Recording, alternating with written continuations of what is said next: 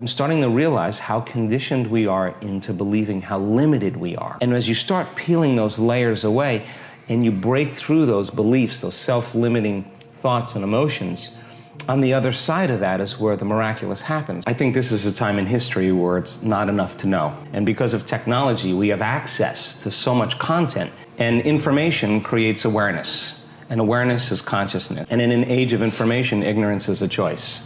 There's an energetic change, I think, that's taking place in the world right now where people are so informed that old models, old paradigms are beginning to break down, whether it's the medical model, or the religious model, the education model, journalism, the economy, politics. It's all beginning to come to the surface because something else has to come out. And 10 years ago, information was the thing that stimulated thought, stimulated new ideas. And as we learn new things, we make new connections in our brains. So as we begin to add new stitches into that three-dimensional tapestry in our mind, we're beginning to cause our mind to function in new ways. But the key then is to apply it. You just got to understand the formula. And just like any skill or anything you learn, you got to go from thinking to doing to being. You got to take knowledge, you create the experience, and if you keep doing it over and over again, you start getting a skill, or you start getting wise about how to do it.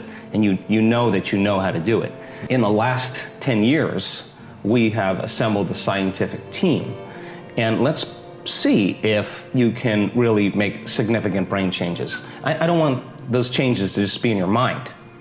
I want them to be in your brain. I want to be able to see before and after pictures to say, that person has a significant change after a traumatic brain injury, or anxiety or depression, or a cyclic mood disorder, or a stroke. We want to see that there's been significant change. At the same time, let's measure your brain in real time, and let's look to see what that transformation process looks like. We gained so much knowledge about what that transformational process looks like. In other words, I can tell you without a doubt that if you're analyzing your life right now within some disturbing emotion, that 100% of the time you're going to make your brain worse. If you're stuck in an emotion and you're thinking within that emotional state, in other words, you can't think greater than how you feel, that means then you were thinking in the past because those emotions are a residue of the past. So we see people in the process of change that are analyzing in duality or polarity. That kind of drives the brain into higher states of arousal and further away from true change. So we've done thousands and thousands and thousands of brain scans, and we now know that there's a formula to create greater brain coherence, greater brain efficiency, to make your brain work better. And when your brain works better, you work better. At the same time, it requires a clear intention and an elevated emotion to begin to change your energy and to change your life. And nobody changes until they change their energy, right? So then how do you get a person out of resentment and frustration into joy and freedom why would they feel grateful or joyful or free if the experience hasn't happened? So most people are spending the majority of their life waiting for something out there to take away their emptiness or pain or the resentment in here.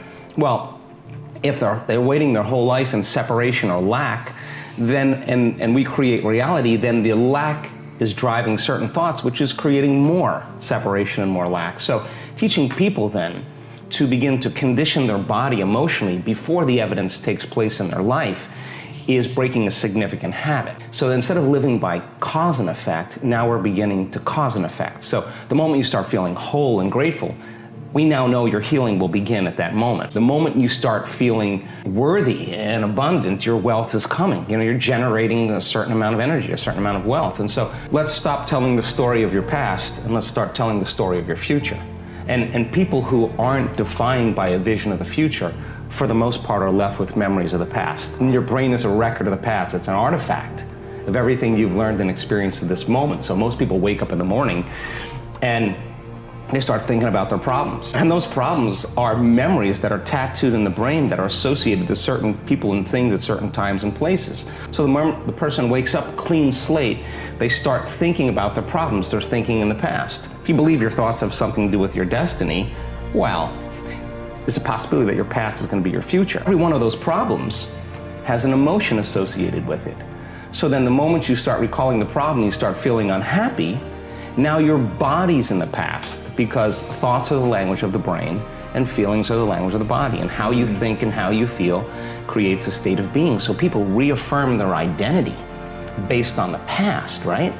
And it turns out that the redundancy of doing that, conditioning only requires an image and an emotion.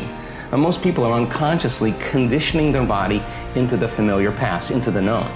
So now if you're in the familiar past and in the known, you're going to crave the predictable future, right? That's the known as well. And there's only one place where the unknown exists, and that's the eternal present moment. That's the sweet spot of the generous present moment. So you gotta labor to get that person beyond the emotions that keep them tacked or anchored to the past. And yes, it takes an effort to do that, but if you keep working with the formula, you'll reach that elegant moment where there's a liberation of energy. And now your body, as the unconscious mind, the objective mind, is not believing it's living in the same past experience 24 hours a day, because you're liberating the body from that emotional state. So you ask a person, why are you so unhappy? Why are you so frustrated? Why are you so resentful? The moment you ask that, their brain is going to associate that emotion to a past event. That's because they have nothing to look forward to in their future. So if you're not being defined by a vision of the future, it just means to me that you're more in love with your past than you are with the future. So how do you teach people to believe in a future that they can't see or experience with their senses yet, but they've thought about enough times in their mind that their brain is literally changed to look like the event has already occurred? The latest research in neuroscience says that's absolutely possible. We know that. And how do you teach a person to select a new possibility in their future and begin to emotionally embrace that future before it's made manifest to such a degree that their body, as their unconscious mind, is believing it's living in that future reality in the present moment, and they're signaling new genes and new ways ahead of the environment. Now, till their body begins to change to look like the event has already occurred. We've proven. So your body is believing it's living in that future reality in the present moment. Now think about this. The stronger the emotion you feel from some condition in your life, the more altered you feel inside of you, the more you narrow your focus on the cause, and the brain freezes an image and takes a snapshot. And that memory now is embossed in the brain. It's branded in there. So then people think neurologically within the circuits of those past experiences, and they feel chemically within the boundaries of those emotions. And the stronger the betrayal, the stronger the trauma, the more the body's living in the past, right? So how do you reverse that? So now, if you truly got passionate about a future, we've all done this. You get a wild idea in your mind and you start holding on to that vision and you're preoccupied with it. All of a sudden, the thought in your mind becomes the experience and you start feeling the energy of the future. Now, the stronger the emotion you feel from that vision, the more you're going to pay attention to the picture in your mind, and now you're remembering your future. And vice versa, the stronger you pay attention to the feeling of the past, pain, you're going to create the pain in this moment. Exactly. So then it requires a coherent brain, and we now know that there's a formula for that, and we've got beautiful research to show that people can do it. They just have to practice. And it requires a coherent heart. It just requires getting still, closing your eyes, putting your attention on your heart, changing your breath so that you move into the present moment. And when you slow your breathing down, you slow your brain waves down. When you slow your brain waves down, now you're accessing your autonomic nervous system. So then you train a person how to open their heart and feel an elevated emotion. And it takes a little practice. And just like a flower that takes time to bloom, trading the resentment, the frustration, or the impatience for gratitude, appreciation, and thankfulness, and you keep at it, there'll come a moment where that system switches on, and now you're feeling grateful for no reason at all. In 4 days, we now know that you can change your genetic destiny if you just practice the inner work. See people with stage 4 cancer, with Parkinson's disease, with myasthenia gravis, with lupus, with MS, with brain injuries, with rare genetic disorders, with vertigo, tinnitus, kidney failure, all kinds of health conditions, come to a week-long event, and then at the end of that event, they make significant strides in getting beyond the emotions of the past. Now think about this. The science says that the environment signals the gene, that's epigenetics. The end product of an experience in the environment is an emotion. So as long as you're living by the same emotion every single day, you're signaling the same gene in the same way. And if that gene is related to a survival emotion, a stress hormone, then you're downregulating the gene and you're creating disease. So when the person trades that emotion and really breaks free from the chains of their past, and now they're feeling an elevated emotion, well, now they're dialing down the gene for MS, and they're upregulating the gene for health and balance. And so the person, you'll say to them, where's the disease? Well, I'm not the same person.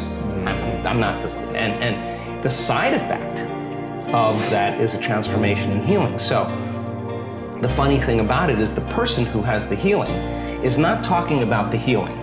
What they're talking about is how amazing they feel.